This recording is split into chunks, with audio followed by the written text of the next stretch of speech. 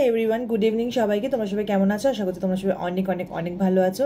আর যারা যারা nursing aspirants রয়েছো, মানে সদ্য পাশ করেছো বিএসসি জিএনএম, তাদের জন্য তো আরও গুড নিউজ রয়েছে। তোমরা সবাই জেনেই গেছো আশা করি যে এইমস নরসেট 7-এর হচ্ছে নোটিফিকেশান রিলিজ হয়ে গেছে এবং ফর্ম ফিল আপ ডেটও শুরু হয়ে গেছে।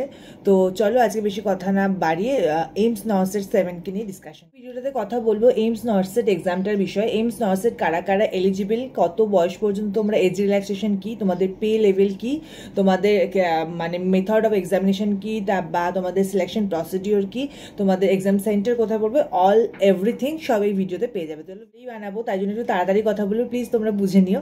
আর যদি বুঝতে না পারো তাহলে অবশ্যই কমেন্ট সেকশনে কমেন্ট করে জানিও। আমি যেটা বুঝতে পারছো না সেটা অবশ্যই আমি ইন্ডিভিজুয়ালি সবাইকে রিপ্লাই করি। এইমস নরসেট 7 অর্থাৎ হচ্ছে 2024 এক্সামটা আবার হতে চলেছে। একটা হয়ে গেছে অলরেডি, আবার একটা হচ্ছে, সেটা হবে হচ্ছে অক্টোবর আর সেপ্টেম্বর দুটো মিলিয়ে। এক্সামিনেশনের ফর্ম ফিল আপ শুরু হয়ে গেছে, যেটা হচ্ছে 1 অগস্ট থেকে শুরু হয়েছে, চলবে আপ টু 21 অগস্ট পর্যন্ত।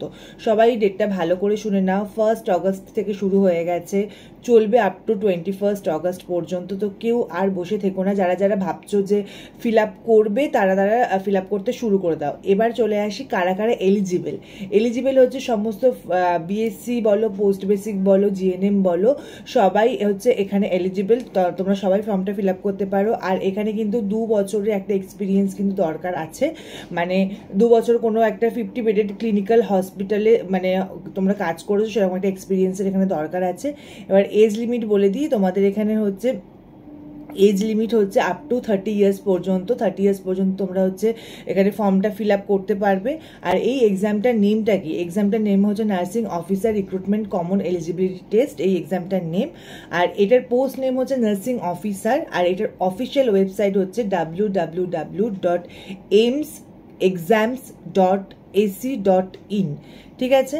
আর এখানে হচ্ছে অ্যাপ্লিকেশন ফিজটা বলে দিই। অ্যাপ্লিকেশন ফিজটা হচ্ছে জেনারেল কাস্ট আর ওবিসি কাস্টের জন্য হচ্ছে 3000 টাকা, আর 2400 টাকা হচ্ছে, মানে 2400 টাকা হচ্ছে এসসি এসটি ইডাব্লিউএস কোটা যাদের রয়েছে তাদের জন্য। আর এখানে এজ লিমিট তোমাদেরকে বলে দিলাম 18 থেকে 30 বছর তোমাদের হচ্ছে এজ লিমিট থাকে। কিন্তু তোমাদের মানে জিএনএম পিএসসি পাস করার পর থেকে তোমাদের যে এজটা হয় সেখান থেকে আপ টু 30 ইয়ার্স পর্যন্ত তোমাদের কাউন্টিং হবে।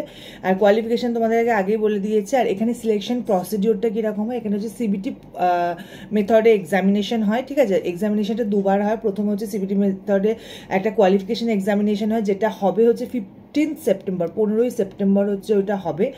আর তোমাদের পেপার 2 হবে, অর্থাৎ তোমাদের সিবিটি বেসিসে যে প্রথম এক্সামিনেশনটা হবে, তারপরে তোমরা যারা যারা সিলেক্টেড হবে তারা আবার মেন্স দিতে হবে, মানে পেপার 2 ক্লিয়ার করতে হবে। মেন্সটা হবে 4 অক্টোবর 2024। দেন তোমরা যদি মেন্স ক্লিয়ার করে নিতে পারো, তারপরে তোমাদের হবে ডকুমেন্ট ভেরিফিকেশন হয়ে গেলে মেডিকেল টেস্ট হবে, অর্থাৎ মেডিকেল এক্সামিনেশন তোমাদের যেগুলো বেসিক কিছু থাকে সেগুলো হবে। দেন তারপরে তোমাদের হচ্ছে জয়নিং হয়ে যাবে। আর এটা হচ্ছে এক্সাম সেন্টারটা কিন্তু অল ওভার দ্য ইন্ডিয়া, সব জায়গায় পড়তে পারে। আর কোথায় কোথায় এইমস আছে তোমাদেরকে আমি এই স্ক্রিনের মধ্যে দিয়ে দিচ্ছি, তোমরা দেখে নাও কোথায় কোথায় আমাদের এইমস রয়েছে। আর এইমসে কিন্তু প্রচুর ভ্যাকেন্সি বেরিয়েছে, ভ্যাকেন্সি নাম্বার কত আছে, তোমাদের পে লেভেল কত, সমস্ত কিছুটা বলছি, ওয়েট করো। আর তোমাদের সিলেবাস হচ্ছে তোমাদের প্রত্যেকটা নার্সিং ফিল্ড, অর্থাৎ নার্সিং সেকশনটা পুরোটা থাকবে, তোমাদের কভার করতে হবে। এছাড়া তোমাদের কিছু জেনারেল দিক থেকে কোয়েশ্চেন থাকে, কিছু রিজনিং সলভস থাকে। তো তোমাদের কী কী সিলেবাস থাকে তার ডিটেলস একটা ভিডিও আমি অবশ্যই নিয়ে আসবো রিসেন্টলি। অ্যান্ড দেন তোমাদেরকে বলে দিই যে এটার ভ্যাকেন্সি, এখানে কিন্তু ভ্যাকেন্সি প্রচুর রয়েছে, মানে প্রায় 3000-এর প্লাস ভ্যাকেন্সি রয়েছে। অ্যান্ড তোমাদের এটা রিক্রুটমেন্টটা হবে অ্যাজ পার ওদের রিকোয়ারমেন্ট, মানে যেখানে যেখানে এইমস রয়েছে, যা যা রিকোয়ারমেন্ট রয়েছে সেই রিকোয়ারমেন্ট অনুযায়ী কিন্তু তোমাদের এখানে প্লেসমেন্টটা হবে। তো এত কিছু তোমাদেরকে ইনফরমেশন আপাতত দিয়ে দিলাম। তোমরা যারা যারা অ্যাসপিরেন্ট রয়েছে, যারা যারা চাইছো যে এইমসে চাকরি করব, অবশ্যই তোমাদের ব্রাইট আরও ফিউচারটাকে আরও ব্রাইট করতে চাইছো, তারা অবশ্যই এইমসে ফর্মটা ফিল আপ করো। আর এখন থেকে প্রিপারেশন নিতে শুরু করো। এইমসটা কিন্তু খুব টাফ একটা জায়গায়, যেখান থেকে অনেকটা মানে ব্রড একটা অ্যাসপেক্টে কোয়েশ্চেন আসে, খুব ডেপথে পড়তে হয়। তো তাড়াতাড়ি করে ফর্ম ফিল আপ শুরু করে দাও। আর ফর্ম ফিল আপ শুরু করার পরেই পড়াশোনা শুরু করে নাও। আর যারা যারা অলরেডি প্ল্যানিংয়ে রয়েছিল এইমস দেবে, তারা নিশ্চয়ই আশা করি পড়াশোনা করছো আরও ভালো করে, তাদের জন্য অল দ্য বেস্ট। ভালো করে পড়াশোনা করো, এবারে কিন্তু এইমসটা ক্র্যাক করতেই হবে। তো ভিডিওটা আজকের মতো এই পর্যন্ত, দেখা হচ্ছে কোনো নেক্সট ভিডিওতে।